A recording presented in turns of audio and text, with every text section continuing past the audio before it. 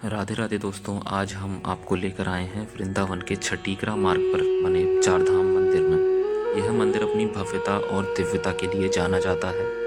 यहाँ एक परिसर में शिव धाम, शनि धाम, राधा कृष्ण धाम और वैष्णो देवी धाम स्थित है। अब आइए इस पावन यात्रा की शुरुआत करते हैं। सबसे पहले जैसे ही हम मंदिर के मुख्य द्वार से प्रवेश करते हैं तो यहाँ पर एक क्लॉक रूम और आपको मंदिर के लिए एंट्री पास लेने की सुविधा मिलती है। यहाँ पर अपने आप जूते चप्पल और अपना सामान आराम से रख सकते हो। यह व्यवस्था दर्शाती है कि इस मंदिर का निर्माण कितनी अच्छी सोच और भक्तों की सुविधाओं को ध्यान में रखकर किया गया है। जैसे ही हम क्लॉक रूम से आगे बढ़ते हैं, अपने सामान को जमा करा के हमें मंदिर के लिए एंट्री पर्ची लेनी होती है और जो हमने अपना सामान जमा किया है उसके लिए हमें टोकन भी यहीं से प्राप्त हो जाता है। थोड़ा ही आगे बढ़ने पर यहाँ पर हमें गणेश जी की प्रतिमा, बहुत ही अत्यंत सुंदर प्रतिमा दिखाई देती है। गणेश जी का यह रूप मन को मोह लेता है। जैसे कि आप जानते हो, हर शुभ कार्य की शुरुआत गणेश जी के पूजन से होती है। अब हम जैसे ही और आगे बढ़ते हैं तो हमें मंदिर का प्रांगण एरिया नज़र आता है, जो कि बेहद खूबसूरत और अद्भुत तरीके से यहाँ पर बनाया गया है। सामने ही हमें नंदी बाबा की विशाल प्रतिमा दिखाई देती है। नंदी बाबा सदैव शिव जी के सामने विराजमान रहते हैं और भक्तों की प्रार्थनाएं उन्हीं के माध्यम से भोलेनाथ तक पहुंचती हैं। नंदी बाबा की इस मूर्ति के दर्शन करते ही मन भक्ति से भर उठता है। और देखिए, नंदी बाबा के ठीक सामने ही हमारे महादेव विराजमान हैं। महादेव जी की यह प्रतिमा लगभग 165 फीट ऊंची है और इसे विश्व की दूसरी सबसे ऊंची शिव प्रतिमा माना जाता है। मंदिर के जरा आसपास के दृश्यों पर नजर डालिए। पूरा परिसर बहुत ही सुंदर और व्यवस्थित ढंग से बनाया गया है। यहाँ साफ सुथरे आंगन, हरी भरी हरियाली और भक्तों के बैठने व घूमने की जगह उपलब्ध हैं। यहाँ पर फाउंटेन भी बनाए गए हैं। जब धूप की किरणें पानी की इन धाराओं पर पड़ती हैं तो बूंदें चमकने लगती हैं। मानो ऐसा नज़ारा जैसे प्रकृति स्वयं ही इस धाम की आरती उतार हो रही हो। उसके साथ ही यहाँ पर नटराज स्वरूप में भगवान शिव जी की मूर्ति स्थापित है। नटराज जी का यह रूप ब्रह्मांडीय नृत्य का प्रतीक है, जो सृष्टि के निर्माण, पालन और संहार का प्रतिनिधित्व करता है। यह प्रतिमा न केवल कलात्मक और स्थापत्य की दृष्टि से अद्भुत है, बल्कि आध्यात्मिक दृष्टि से भी अत्यंत महत्वपूर्ण है। सच कहूँ तो इस मंदिर का हर कोना भक्ति और दिव्यता से भरा हुआ है। यह सिर्फ एक मंदिर नहीं, बल्कि एक आध्यात्मिक धाम है, जहां आकर हर कोई अपने मन को शांति और आत्मा प्रदान कर सकता है। जैसे ही हम मंदिर के प्रवेश द्वार पर पहुंचते हैं और यहाँ लगी विशाल घंटी बजाते हैं तो पूरा वातावरण शिवमय हो जाता है। घंटी की यह ध्वनि सिर्फ कानों तक नहीं, बल्कि सीधा हृदय और आत्मा तक पहुंचती है। यहीं से हमारी यात्रा की शुरुआत होती है शिव धाम की ओर। अब हम आगे बढ़ते हैं। अब हम जैसे ही शिव धाम में प्रवेश कर रहे हैं, अंदर आते ही चारों ओर एक अलग ही ऊर्जा महसूस हो रही है। दीवारों पर उकरे हुए शिव महिमा से जुड़े चित्र, चारों दिशाओं में गूंजते ओम नमः शिवाय के स्वर और वातावरण में फैली धूप दीप की सुगंध, सब मिलकर मन को इस तरह भोलेनाथ की भक्ति में डुबा देते हैं, जैसे मानो शिव जी के स्वयं अद्भुत आनंद की हमें प्राप्ति हो रही हो। यहाँ पर मंदिर ने बारकोड लगाया है, जो कि आप सीधे बारकोड के माध्यम से दान कर सकते हो। यहाँ पर भगवान शिव की कुछ प्रतिमाएं लगाई गई हैं, जो कि बेहद खूबसूरत प्रतिमाएं हैं और इतनी अच्छी चित्रकारी मंदिर के द्वारा यहाँ पर की गई है, मानो स्वयं शिव जी के प्राकट्य दर्शन हो रहे हों। यहाँ पर भगवान शिव की प्रतिमा अत्यंत भव्य रूप में स्थापित है। विशाल शिवलिंग के चारों ओर लगातार जलधारा बहती रहती है, जिससे ऐसा प्रतीत होता है मानो गंगा मैया स्वयं भोलेनाथ के चरणों को पवित्र कर रही हों। भक्त अपनी श्रद्धा के अनुसार यहाँ जल और बेलपत्र अर्पित करते हैं और भोलेनाथ से अपने जीवन के हर दुख दर्द हरने की प्रार्थना करते हैं। विशेष बात यह है कि शिव धाम की संरचना इस प्रकार की गई है कि भक्त को ऐसा अनुभव हो जैसे वह वास्तव में कैलाश पर्वत की गुफा में पहुंच गया है।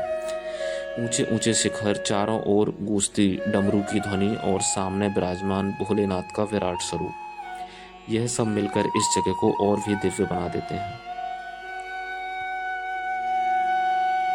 जैसे ही मैं शिवधाम मंदिर से बाहर निकलता हूँ तो सामने का एक पूरा परिसर ही अलग शांति और पवित्रता से भरा हुआ दिखाई देता है। चारों ओर सुंदर सजावट, खुले आंगन और भक्तों के बैठने की व्यवस्था इसे और भी खास बना देती है। धाम की दीवारों पर मंदिर के बाहर ही शिव जी के मंत्र लिखे हुए हैं। अब हम यहाँ से चलते हैं, जो कि 4 धामों में से हमारा दूसरा धाम है राधा कृष्ण धाम। राधा कृष्ण धाम को पूरे जगत में ही प्रेम प्रसंग का एक बहुत ही अच्छा उदाहरण माना गया है। तो चलिए राधा कृष्ण धाम की ओर हम चलते हैं। अब हम आ गए हैं चारों धामों में से दूसरे धाम राधा कृष्ण धाम। यहाँ पर प्रवेश के पहले ही आपको श्री कुंज बिहारी जी की आरती और राधा कृष्ण मंत्र लिखा हुआ दिखाई देगा। जैसे ही हम मंदिर के अंदर प्रवेश करते हैं तो सबसे पहले यहाँ की अद्भुत चित्रकारी मन को मोह लेती है। दीवारों पर श्री कृष्ण की लीला से जुड़े सुंदर चित्र बने हुए हैं। कहीं माखन चुराते हुए नंदलाल दिखाई देते हैं तो कहीं ग्वाल वालों के संग बांसुरी की मधुर ध्वनि छेड़ते हुए। बरसाने की गलियां और यमुना के किनारों की लीलाओं की चित्रकारी भी यहाँ पर दिखाई गई है। इन चित्रकारी को देखते ही मानो मन को ये अनुभव होता है जैसे हम उस युग में ही पहुँच गए हैं। और यहाँ पर भगवान श्री कृष्ण और राधा जी की बेहद ही खूबसूरत प्रतिमा के हमें दर्शन होते हैं। राधा जी का सौम्य स्वरूप और श्री कृष्ण का मनमोहक रूप, हाथों में बांसुरी और सिर पर मोर मुकुट देखने वाला मन को मानो अलग ही आनंदित कर देता हो। प्रतिमा के चारों ओर ये सुंदर सजावट की गई है जो एक क्षण को मन ही रुककर बस निहारता रहे है ना, ऐसा मन को आनंदित बना देती है। यहाँ का वातावरण जो है वो भी भक्ति रस से पूर्ण है। भक्त राधे राधे और श्री कृष्ण गोविंद हरे मुरारी का कीर्तन यहाँ पर लगातार करते रहते हैं। ऐसा लगता है मानो नंद बाबा के आंगन में या बरसाने की गलियों में श्री राधा कृष्ण की लीलाएं का हम जाप कर रहे हैं। सचमुच इस धाम में प्रवेश करते ही आत्मा आनंद और प्रेम से भर जाती है।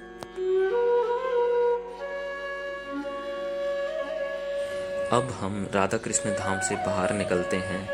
जैसे ही हम बाहर आते हैं तो मंदिर परिसर का सुंदर और शांत वातावरण हमें फिर से अपनी ओर आकर्षित करता है। चारों ओर खुले रास्ते, साफ सुथरा प्रांगण और भक्तों का आना जाना इस धाम को और भी जीवंत बना देता है। इस रास्ते पर कुछ ही दूरी पर हम चलकर शनिदेव धाम में पहुंच जाते हैं। शनिदेव को न्याय का देवता माना जाता है जो मनुष्य को उसके कर्मों के अनुसार फल देते हैं।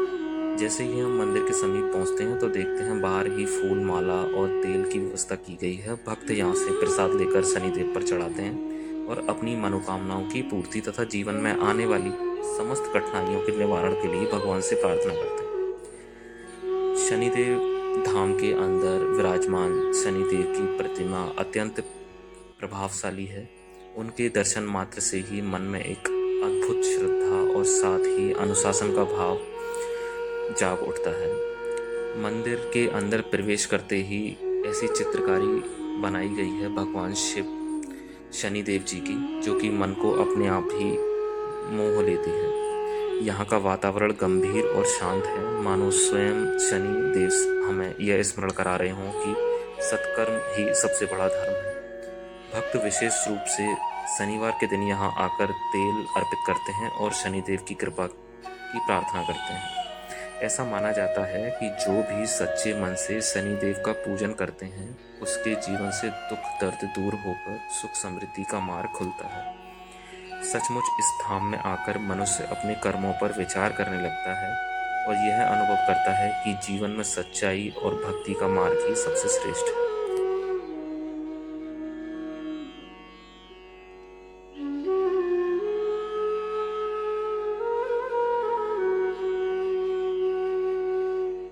अब हम पहुंच गए हैं शनिदेव के दरबार में। देखिए सामने विराजमान विशाल और प्रभावशाली शनिदेव की प्रतिमा। उनके इस गंभीर और अद्भुत रूप को देखकर मन अपने आप ही श्रद्धा से झुक जाता है। शनिदेव न्याय के देवता हैं जो कि हर व्यक्ति को उसके कर्मों के अनुसार फल प्रदान करते हैं। यही कारण है कि भक्त यहाँ आकर तेल, फूल और माला अर्पित करते हैं और शनिदेव से कृपा की प्रार्थना करते हैं। प्रतिमा का यह रूप हमें संदेश देता है कि जीवन में अच्छे कर्म करना ही सच्ची पूजा है। और जिस तरीके से भगवान शनिदेव की जो प्रतिमा यहाँ के कलाकारों ने बनाई है, एकदम अद्भुत, देखने में अलग ही। इस प्रतिमा को देखकर आप समझ सकते हैं कि कितनी बारीकी से यहाँ पर यह कार्य किया गया है। अब मंदिर के बाहर ही हम आते हैं तो हमें सनडायल दिखाई देता है, जो कि धूप की रोशनी से हमें सही समय एकदम बता देता है उसकी छायावृत्ति से। तो मंदिर के बाहर ही आपको ये फूड कोर्ट दिख जाएगा, जहाँ पर आप हल्का फुल्का ब्रेकफास्ट या जलपान या खाना आप जो भी अपने अनुसार यहाँ कर सकते हैं। तो मंदिर के बाहर ही अब ये श्री कृष्ण की कुछ विचित्र लीलाओं का वर्णन यहाँ पर किया गया है और उनके बारे में यहाँ पर बताया भी है कि जो उन्होंने गोवर्धन पर्वत अपने हाथों से उठाया था, उसके बारे में विस्तार में यहाँ पर बताया गया है। और जिस तरीके से कालिया नाग का मंथन किया था भगवान कृष्ण ने, तो उसके बारे में भी यहाँ पर चित्रकारी और प्रतिमाएं बनाई गई हैं और विस्तार में उसके बारे में यहाँ पर लिखा हुआ